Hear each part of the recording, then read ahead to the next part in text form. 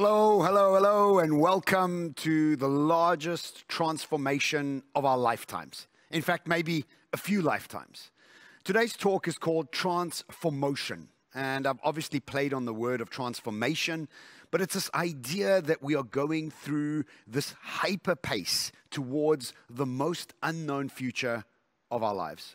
And this is scary. This is making us unnerved, anxious, and frustrated as a society. Now, I'm going to take you through a couple different scenarios today. The first one will be really highlighting three different phases or cycles that we're going through as humanity. And then I'm going to talk about the neuroscience required to seek discomfort and to make sure that we enjoy challenge and not always looking for absolute outcomes. And then finally, I'm going to close off with how do we go setting up our teams, our organizations to be able to keep yesterday alive while planting seeds for tomorrow. So let's get cracking, because the word transformation is really being thrown around a lot in today's world for obvious reasons, but we must become clear that transformation has three stages. It has the sad, which is what we're going through at the moment, which means that we're moving away from our familiarity, our comfort zones, our shore of everything that we once knew. And we're moving towards the second stage of transformation, which is the strange. This area of strangeness is tough because we don't have any familiarity in the space of strangeness. And if you think about NFTs and the multiverse and these new words that are popping up, they're going to change every touch point of our reality. They make us very confused because they don't really quite make sense. And then eventually we get to the adventure. And the adventure isn't quite there yet because we need to build momentum into the new world in order to believe and have the adventure. So we need to focus on the sad and the strange. And unfortunately, that's where we are in the process of the cycle. And that's why it's so important for us to understand cycles, because if it's winter, then we know it's winter. We're not always expecting spring or summer before it's time. And right now, where we are is in a state of crisis, a crisis of meaning in many ways, but I'll get into that a little bit later.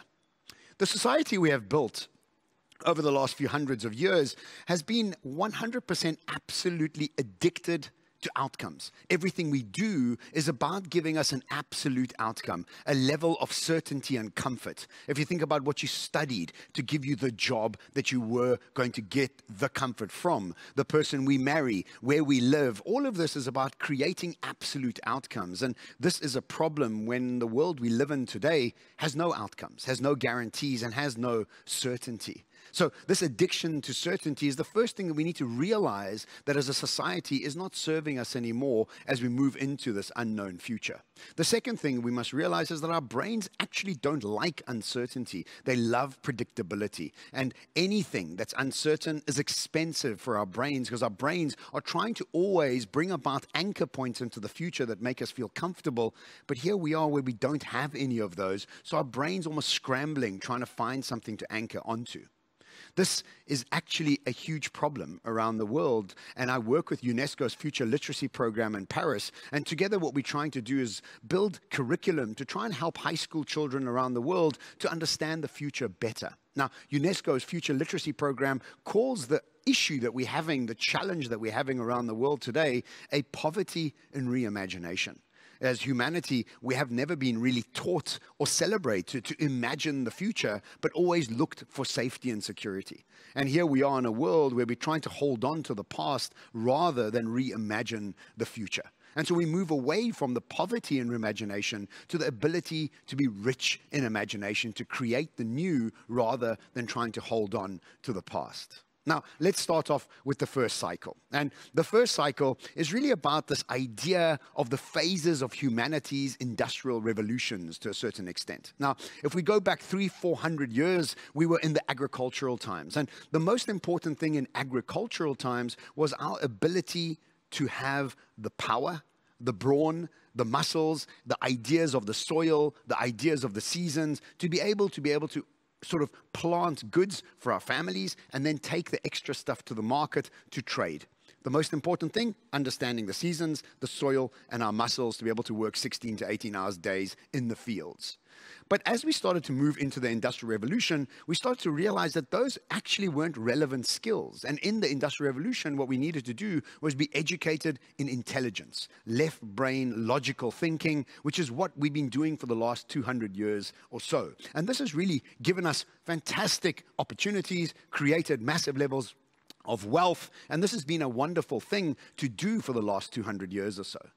But as we start moving into this new quantum digital world, we'll start to realize that left brain logical intelligence is actually being replaced by machines. And this is the combination of data points and machine learning or AI. And when I say they, the combination of those two really are going to be far more intelligent, far more efficient, far faster, more seamless in many different ways. And we can't really compete with them. And we understand that just like we had to move from brawn to intelligence, from agricultural times to industrial times, and now as we move to quantum times, we have to almost use a different part of our body to make decisions. And here we are now where we have to start utilizing curiosity, excitement, and intuition to make decisions about what comes next. And this is something that, again, is very tough for us. We've never been taught to do this. In fact, at school, we were told not to do this and to follow a process to fit into a mold. And here we are in a world where fitting into the mold is being automated away from us. So first cycle is to move from brawn to intelligence to intuition. Let's get on to the second cycle, because the second cycle talks more about waves of business flow around the world. Is where do we focus our flow of business to be able to become as successful as possible? Now, 50 years ago, the big buzzword around the world was globalization. The idea that we needed to create collaborations, partnerships, to bring about efficiencies and economies of scale. And this promised huge wealth, huge partnerships, huge collaborations, and it delivered really well. The pros is that we all got more access to more products more seamlessly and at a better price. The cons, the ruining of Mother Earth. And we see that today, and I'm going to get into that a little bit later. All of these flows all have pros and cons as well, but globalization, just on the pro, really did give us a lot of access, a lot of new partnerships, and we got to know other societies around the world in a really cool way. But about 20 years ago, the business flow started to shift, and the flow started to move more towards digitization. And around 1998, 1999, when people were talking about digitization and the internet, people were like, yeah, it's something on the fringes. It's not really something we need to focus on. And actually, digitization now is at the heart of pretty much every business around the world. In fact, there's many digital-first businesses that are being birthed that are really doing incredible exponential growth all around us. Now, digitization itself has pros and cons, but let's just focus on the pros about bringing more digital access for us, like education, like music, and like experiences to more people around the world. And as connectivity gets cheaper and faster, this again grows that access in a massive way.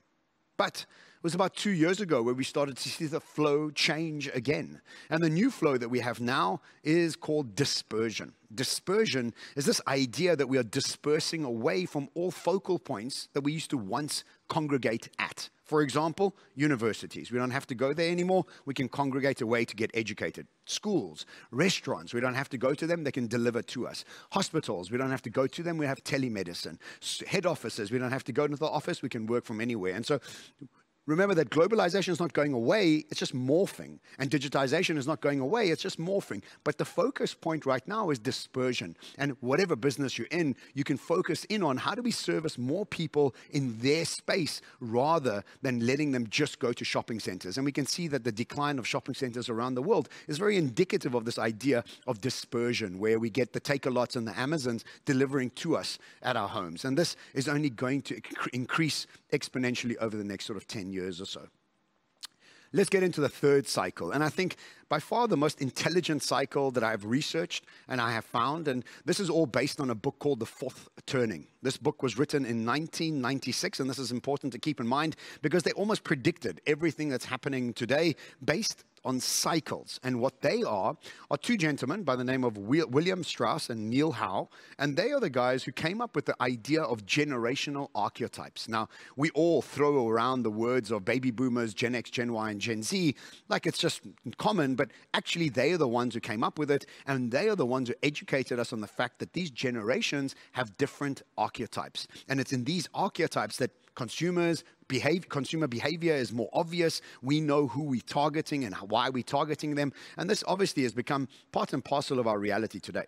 But they did further research, and they started to realize that it's not only these generational archetypes that are happening, but in fact, humanity is going through something called a cyclum every 80 or 100 years. In other words, humanity is going through these cycles of change and has been for the last few hundreds of years, and we haven't really known about them. But if we start to look for the patterns and the reoccurring ways that these patterns come to fruition, we start to realize that we actually are in a pattern. Now, what they say is within these 80-year cycles, you have these 20-year sort of generationals that are born in between. So baby boomers are 20 years, and then Gen X are 20 years, millennials are 20 years, and Gen Zs are 20 years. And inside these 20 years, every time somebody's born, they have a totally different viewpoint of who they are, how they fit into the country, what their future looks like. And you can compare this to you and your grandson or granddaughter, and you can see how different their ideas of what their potential is compared to yours. So we understand that these generations have very different motivating factors. But they also say that within these generations and within these 80-year cycles, you also have something else called the high or spring, the newness. And then you have the awakening or summer, sort of the summer of awakening in a certain way. And I'll get to that just now. And then you have the unraveling or the autumn. And then finally, you get the crisis, the winter. And no guesses where we are today, because obviously we're at the end of this 80-year cycle. And just remember, the last time an 80-year cycle ended, according to their research, was 1946 when World War II ended. So let's get stuck into each one of these so we understand exactly what happened in this process. And it was 1946 where we started to see the beginning of a new cycle. And it was a 20-year period after World War II where we started to see the advent of a brand new approach to life, where we wanted more peaceful living rather than the war that we had just come from. And we had the advent and the introduction of the space program, the United Nations, the International Monetary Fund, jets, and the TV were all introduced over this period of time, all about newness and all about this new renaissance that's coming.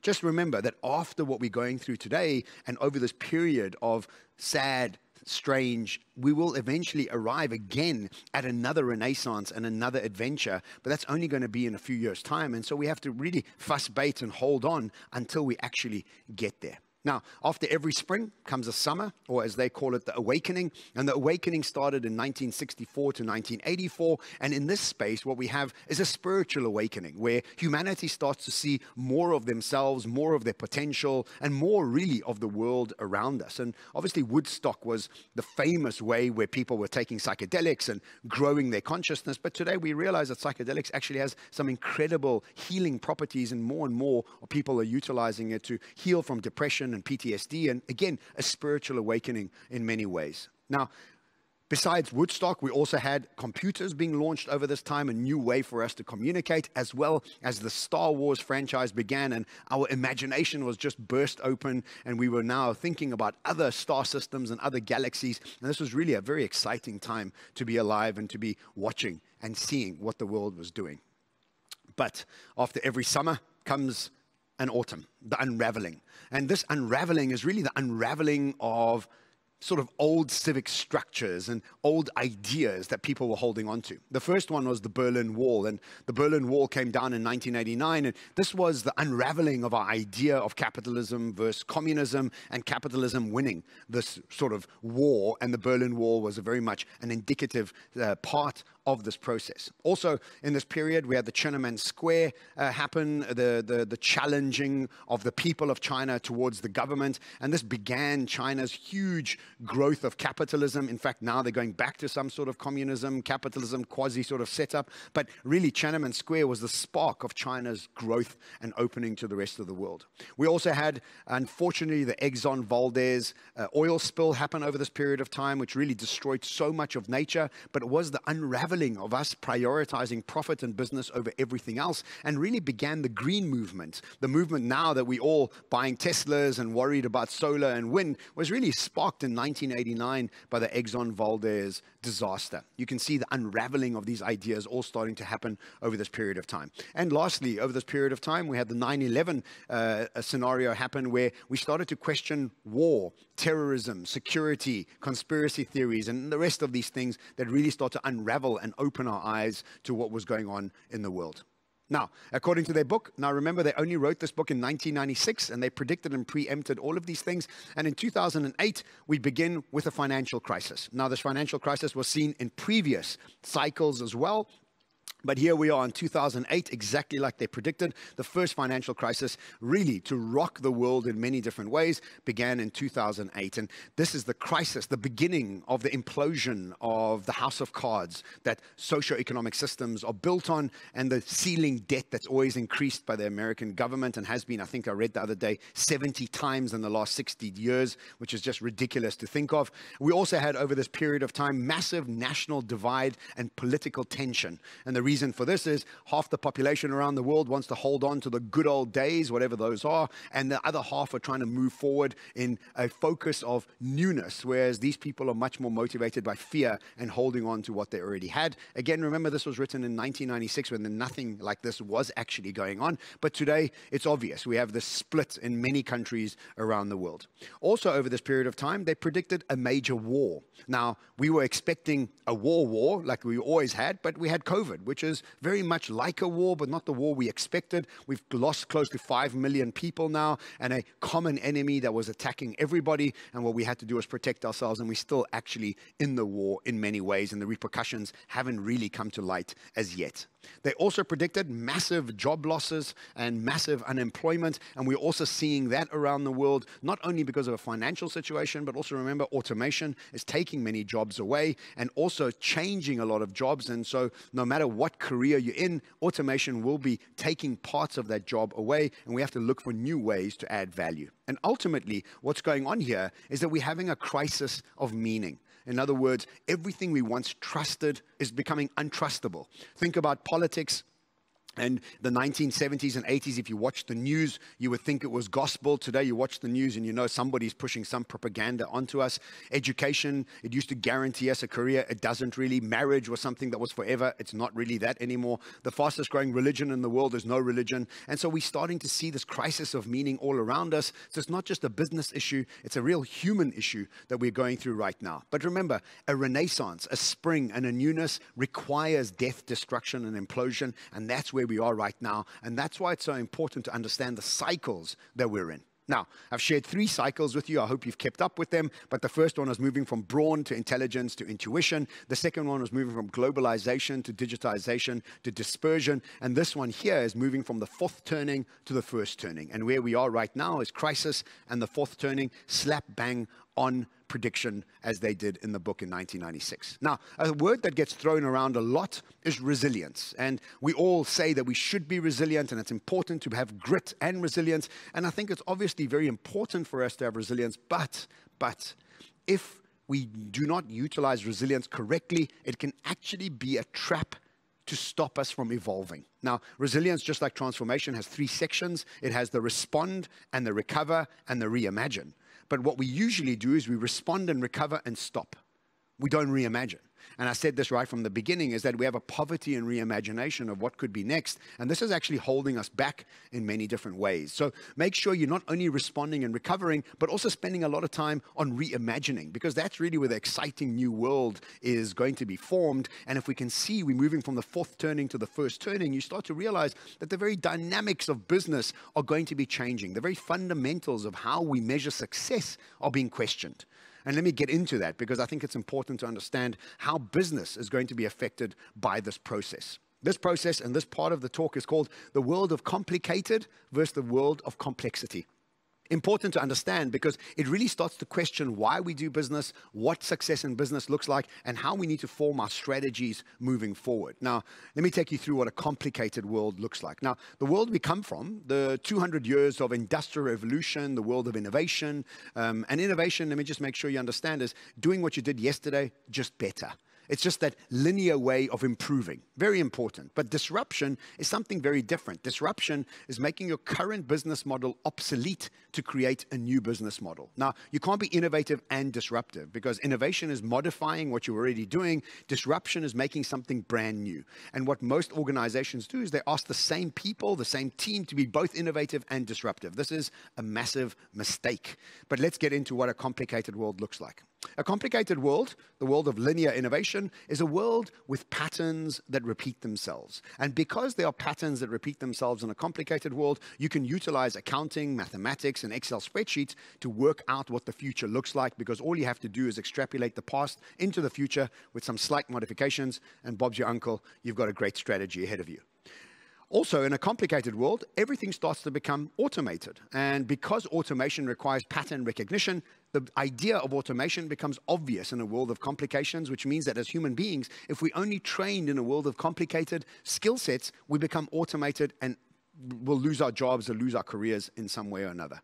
But here's the fundamental sort of grit of this section, is that the complicated world requires economies of scale and efficiency. Why? Because economies of scale says, I did what I did last year, I'm going to do the same next year. All I have to do is drop my costs, increase my profits, and I've got efficiency in play, and I'm going to make more money. And this has worked excellently for the last few hundreds of years. But as we move into a complex world, these rules, these skills really start to become more and more irrelevant. Let me explain. In a complex world, what we have is we have some patterns, but they don't repeat themselves. This is a fundamental difference because there are so many domino effects happening, so many different things that are changing that you can't actually utilize accounting, mathematics, and Excel spreadsheets to work out the future, because the future is not growing in a linear line. It's an incredibly confusing and complex line of patterns that don't repeat themselves. Also, in a world of complexity, this can't be automated away from us because machines, AI, and data require patterns to be able to repeat them. There are no patterns in this place, so we really are, as human beings, the only sort of machines here that can determine what we need to do in this process of agility and adaptability.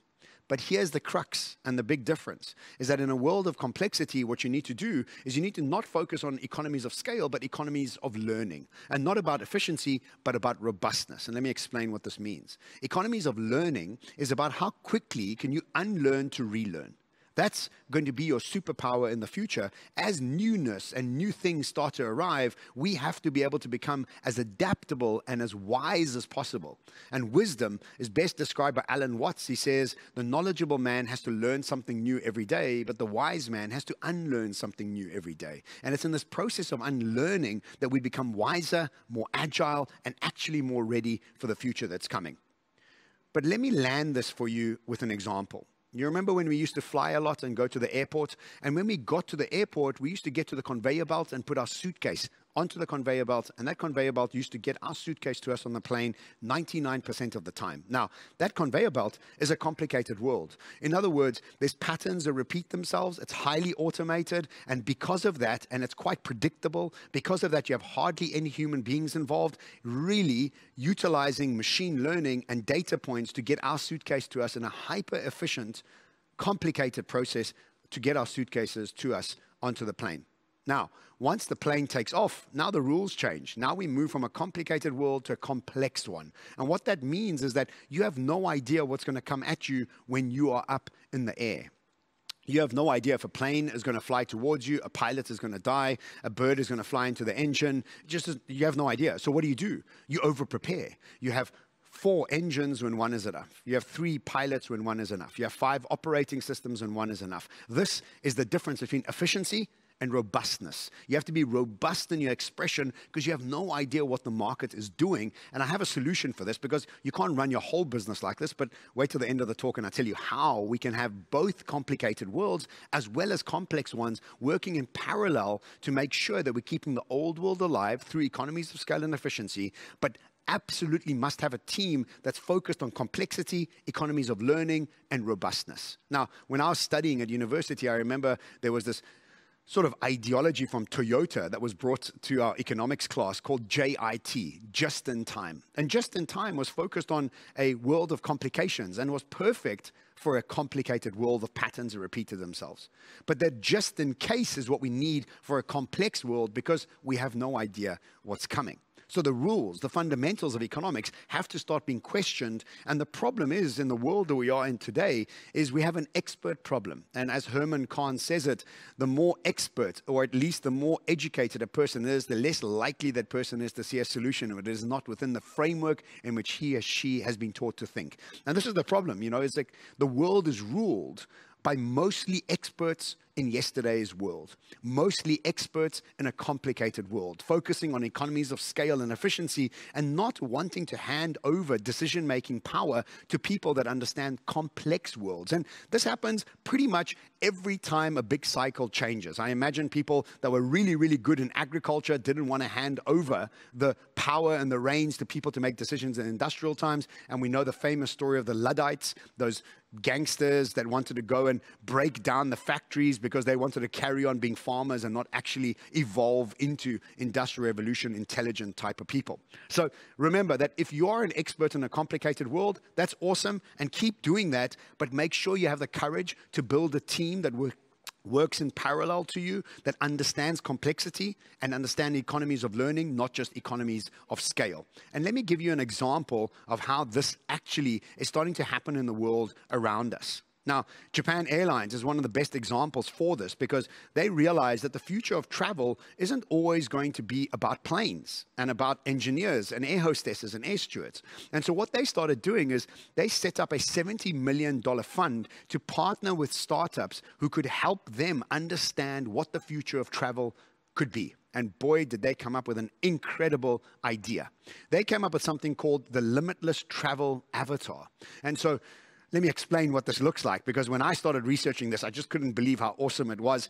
But this is what they reckon the future of travel could look like, and they've already spent $70 million on it, so they really are serious about it. So what they've done is they've developed this sort of avatar systems around the world, and they have these robot avatars that will be in all the major cities around the world, and these robots and avatars will be wearing a skin, a sensor skin. They'll have cameras, they'll have hearing mics, they'll have sort of everything like a human being. The only thing they won't have is taste and smell.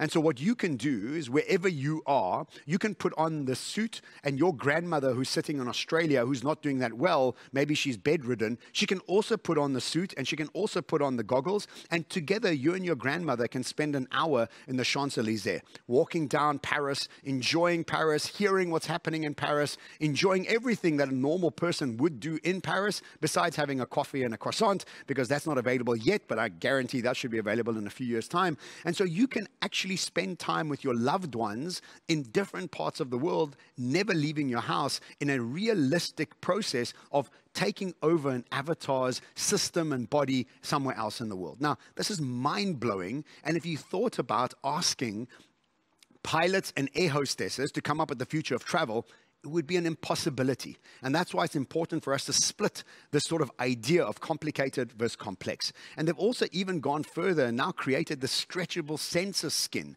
that we can wear and the robot wears, and we can feel everything that robot is feeling: pressure, heat, cold, etc., etc. I mean, mind-blowing, right? So this is really what we need to realize, is that this is happening whether we like it or not. And you can be the best CEO of an airline and not think about this, because this is totally out of your scope of thinking. And this idea that Japan Airlines has brought about is disruptive. It's not innovative. Innovation is what Ryanair did. They brought cheaper, better, faster travel, but disruption is making the current business model obsolete to create a new business model. So how do we go about conquering uncertainty? And how do we go about making sure that we got yesterday alive while planting seeds for tomorrow? Now, the best examples I've seen from around the world and with my clients that I've worked, there's today teams and tomorrow teams. The today team is pretty much what every organization in the world is. They're focused on the 1 to 2 year horizons, because you can't really pass further, can't see past that. And this is made up of people that are focused on economies of scale,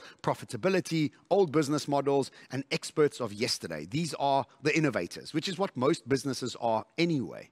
But then you also need a tomorrow team that's sitting in parallel to you, making sure that you're getting ready for what's coming. And these people need totally different skills, capabilities, and abilities. And actually, these people are focused on the 2 to 5 year horizons. And these are the people that are focused on economies of learning, experimentation, new business models, and they are experts of tomorrow. These are called the disruptors. Now, with this process, what you can do is you can respond and recover to crisis, as well as reimagine the world that we're moving towards. This is happening all around the world, and this is what I urge all businesses I work with to create your today and tomorrow teams. But always remember that every successful person always starts with 2 beliefs: that tomorrow will be better than yesterday, and I have the power to make it so.